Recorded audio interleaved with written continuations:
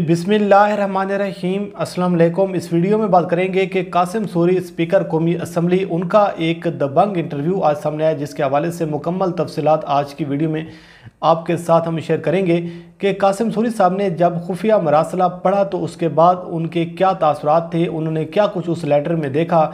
आज सारी तफसीलात उन्होंने कौम के सामने रखी हैं, जो कि आज की वीडियो में आपके साथ हम शेयर करेंगे। और इसके साथ साथ आपको इस हवाले से भी आगाह करेंगे कि गैर फितरी जो इत्तेहाद है, जो इम्पोर्टेड हुकूमत है, बुरहान पर बुरहान सामने आ रहा है। तसादुम की जानिब ये मामला अब जाता हुआ नज़र आ रहा है। और जो गैर फितरी इत्तेहाद में कल एक लड़ाई हुई थी और आज एक दूसरी लड़ाई हो चुकी है, इस हवाले से भी कुछ तफसीलात आपके सामने रखेंगे।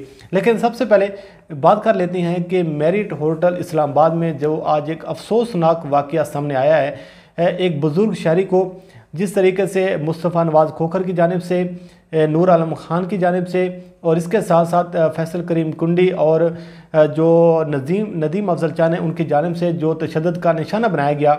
और उस बुज़ुर्ग शहरी का कसूर क्या था, आप वो अल्फाज सुने कि बुज़ुर्ग शहरी ने जो वहाँ पर अल्फाज इस्तेमाल किए, उन्होंने नूर आलम ख़ान को लोटा कहा, जिसकी बुनियाद पर ये सारे जो एक रहनुमा हैं, जो अपने आप को लीडर्स कहती हैं, जो अपने आप को कौम का जो रहनुमा कहती हैं और कहते हैं कि हमने इस कौम को लीड करना है, हम इस कौम के लीडर्स हैं, उन्होंने तमाम लोगों ने मिलकर एक बुज़ुर्ग शहरी को वहाँ पर तशद्दुद का निशाना बनाया। जो वीडियोज़ सोशल मीडिया पर वायरल हो रही हैं, अगर आप वो देखें तो ये मामला जो है अब ये रुकने वाला नहीं है। ये मामला जो है ये तसादुम की जानिब जाएंगे। आप जब अपने हलकों में जाएंगे, जो भी मुनरफ अरकान हैं, जब वो अपने इलाकों में जाएंगे, जब वो अपने हलकों में जाएंगे, तो ये जो वासी हैं, जो आपने इस कौम का जो वोट बेचा है, जिस तरीके से आपने सिंध हाउस में जो कारनामे आपने दिखाए हैं और आपने पाकिस्तान की कौम की जो अमानत थी, जिस तरीके से उसको आपने बाज़ार में बैठकर आपने उसको बेचा है, तो बातें तो आपको ये सुननी पड़ेंगी। ये जो आपके जो इल्ज़ाम है आप पर, ये अब आपका पीछा नहीं छोड़ने वाला। आप कितने लोगों को मारेंगे, किस किस को आप टॉर्चर करेंगे, किस किस को आप तशद्दुद का निशाना बनाएंगे। मामला ये है कि ये हक़ाइक़ हैं, ये हकीकत है। और इस हकीकत को अब आपको सारी ज़िंदगी, ये जो एक ताना है, ये जो इल्ज़ाम है, ये आपको सुनना पड़ेगा, बर्दाश्त करना पड़ेगा। और अब अभी तो ये आगाज़ हुआ है, जब आप इलेक्शन कैंपेन में जाएंगे, जब आप लोगों के पास जाएंगे, तो ये चीज़ें जो है आप बर्दाश्त नहीं कर सकेंगे। ये चीज़ें आपको पहले सोचनी चाहिए थी। लेकिन आज एक अफसोसनाक वाक़या हुआ मेरिट होटल इस्लामाबाद में, जो काबिल मज़म्मत है कि एक बुज़ुर्ग शहरी को, जिसके सफ़ेद बाल हैं, आप सारे मिलकर उसको टॉर्चर का निशाना बना रहे हैं, उस पर तशद्दुद कर रहे हैं, उसको मार रहे हैं। और अब आप सोशल मीडिया पर ये तवीलें दे रहे हैं कि आपको माँ बहन की गालियाँ दी गई हैं।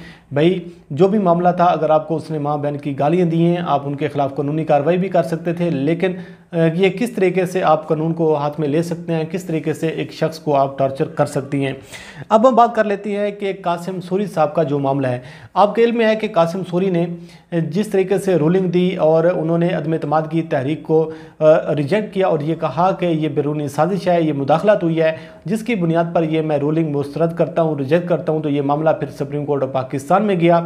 तो उसके बाद सुप्रीम कोर्ट ऑफ पाकिस्तान ने इस रूलिंग को कल अदम करार दिया, जिसके नतीजे में इमरान खान साहब घर चले गए हैं। ये हुकूमत का ख़ात्मा हुआ है, उसके बाद वोटिंग हुई है। लेकिन जो एक इंटरेस्टिंग मामला ये है कि जो एक लेटर गेट का मामला है, जो खुफिया मरासले का मामला है, जो एक खुफिया ख़त भेजा गया पाकिस्तान को, जो धमकी अमेज जो ख़त भेजा गया, जिसकी बुनियाद पर पाकिस्तान में रजीम चेंज हुई है। तो ये जो मामला है, ये मामला जब कौम के सामने आ रहे हैं, तो यकीन करें, एक पाकिस्तानी होने के नाते, एक आम शहरी होने के नाते, जब ये चीज़ें आपको पता चलती हैं तो फिर आपका दिल भी दुखता है, आप परेशान भी होते हैं कि किस तरीके से सारे मिलकर हम एक मुल्क के सामने हम लेट गए हैं, किस तरीके से हमने कंप्रोमाइज़ किया है, किस तरीके से हमने पाकिस्तान में जो एक शख्स जो है वो खुददारियत का जो नारा लगा रहा था, जो एक आज़ाद खारजा पॉलिसी का नारा लगा रहा था, जो ये कह रहा था कि हम किसी के सामने नहीं झुकेंगे, हम मुल्क की मफाद में अपने फ़ैसला करेंगे। लेकिन किस तरीके से फिर आपने देखा कि उनको जो है हुकूमत से निकाला गया है। अरशद शरीफ साहब को ये इंटरव्यू दिया गया है कासिम सूरी साहब ने। और जब ये इंटरव्यू हुआ तो अरशद शरीफ ने पहला सवाल उनसे ये किया कि सुप्रीम कोर्ट ऑफ पाकिस्तान का जो आपने ऑर्डर पढ़ा है, उसमें कहीं पर आपको ये नजर आया है कि ये जो आपकी रूलिंग का अदम करार दी गई है, ये किस आइन और कानून के तहत, या कोई हवाला आपको नजर आया हो तो ये किसके तहत दी गई है। तो बहरहाल उन्होंने कहा कि अरशद शरीफ साहब, ये मामला जो है ये 7 मार्च को जब ये मामला सामने आया तो 8 मार्च को अदम एतमाद की तहरीक आती है, 7 मार्च को ये ख़त लिखा जाता है। तो अगर आप ये लिंक अगर आप इसको कनेक्ट करें तो आपको वाज़ेह हो जाएगा कि किस तरीके से बैरूनी मुदाखलत हुई है, किस तरीके से इस लेटर में जो धमकी आमेज़ जो अल्फाज दिए गए हैं।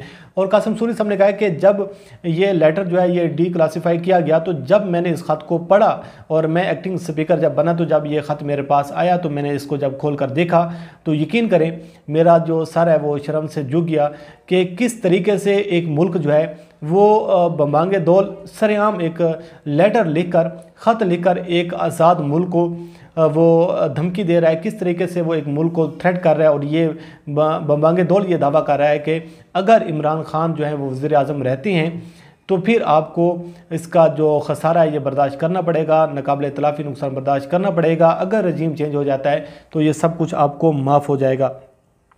तो उन्होंने कहा कि इमरान खान का जो नाम है उस ख़त में वाज़ेह तौर पर लिखा हुआ है और एक नहीं कई मरतबा उस ख़त में, ये मैंने खुद पढ़ा है और ये अपना कासिम सूरी साहब के अल्फाज थे कि मैंने उस ख़त में पढ़ा है कि कई मरतबा ये अल्फाज कोड किए गए हैं कि इस हुकूमत को अदम एतमाद के ज़रिए जो है घर भेज दिया जाएगा।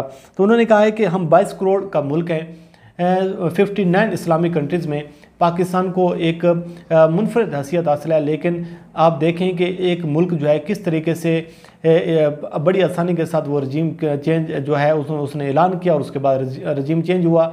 एक मुल्क के वज़ीर आज़म को किस तरीके से घर भेजा जाता है। तो मेरा जो सर है वो शर्म से झुक गया और उन्होंने कहा कि अगर मेरी जगह कोई भी पाकिस्तानी होता, कोई भी एक आम शहरी होता, अगर वो ये ख़त देख लेता तो उस वक्त वो भी वही काम करता जो मैंने बतौर डिप्टी स्पीकर अपने फ़राइज़ सर अंजाम दिए और मैंने उस रूलिंग को जो अदम एतमाद की जो तहरीक है उसको रिजेक्ट करार दिया। क्योंकि मामला जो था अदम एतमाद की तहरीक का, ये मामला पहले कैबिनेट में गया, कैबिनेट के बाद ये मामला कौमी सलामती की मीटिंग में गया, उसके बाद इन कैमरा सेशन बुलाया गया। अगर तमाम चीज़ों को अगर आप देखें तो बार बार हम ये चीख रहे थे, चिल्ला रहे थे कि भाई इस ख़त को देख लें, इस ख़त को आप पढ़ लें, बार बार दावत दी जा रही थी। लेकिन उस वक्त कोई जो है हमारी आवाज़ पर कान धरने को तैयार नहीं था। तो उन्होंने कहा है कि कई जगहों पर ये लिखा है कि ये इमरान खान को जो है हटाया जाए। और ये बाद में जब मैंने एक्टिंग स्पीकर होने के नाते ये लेटर जो है मैंने चीफ़ जस्टिस ऑफ पाकिस्तान को देखा और चीफ़ जस्टिस ऑफ पाकिस्तान को ये मैंने भेजा है। और हमें ये मंजूर नहीं है कि जो शहबाज शरीफ कह रहे हैं कि मैं इसकी तहकीकात करूँगा, मैं इसका ये जो है हम मामला जो है इन कैमरा ब्रीफिंग में लेके जाएंगे। अगर लेटर गेट की तहकीकात करवानी है तो आज़ाद कमीशन बनाना चाहिए सुप्रीम कोर्ट ऑफ पाकिस्तान की सरबराही में और आज़ादाना इसकी तहकीकात होनी चाहिए। और उन्होंने कहा है कि जब तक ये कमीशन नहीं बनाया जाता तो चीफ जस्टिस ऑफ पाकिस्तान को ज़रूर ये पढ़ना चाहिए और देखना चाहिए कि क्या हम गलत बात कर रहे थे या फिर हम ठीक बात कर रहे हैं। और उन्होंने कहा है कि ख़त में वाज़ेह तौर पर ये जो रशिया का दौरा है उसका ये अल्फाज उसमें इस्तेमाल किए गए हैं कि पाकिस्तान ने को रशिया का जो दौरा है ये नहीं करना चाहिए था। और जिस तरीके से हमारे सफ़ीर को बुलाकर धमकियाँ दी गई हैं तमाम, और जिस तकब्बर और गरूर के साथ ये सारे वहाँ पर जो उनके साथ जो सलूक किया गया है हमारे सफ़ीर के साथ, और उस ख़त में तमाम तर चीज़ें जो हैं मरासला में दर्ज हैं, लिखी गई हैं। और ख़त में यूरोपियन यूनियन का भी जिक्र है, अमेरिका का भी जिक्र है, और ये कहा गया वाज़ेह तौर पर कि अदम एतमाद की तहरीक कामयाब हो जाती है तो हम आपको माफ़ कर देंगे। डोनाल्ड लू का भी जिक्र है मरासले में, और ये रशिया के दौरे के हवाले से भी बात की गई है। और डोनाल्ड लू के अलावा बहुत सारे ऑफिशियल्स हैं जिनके हवाले से इस ख़त में बहुत सारी बातें की गई हैं।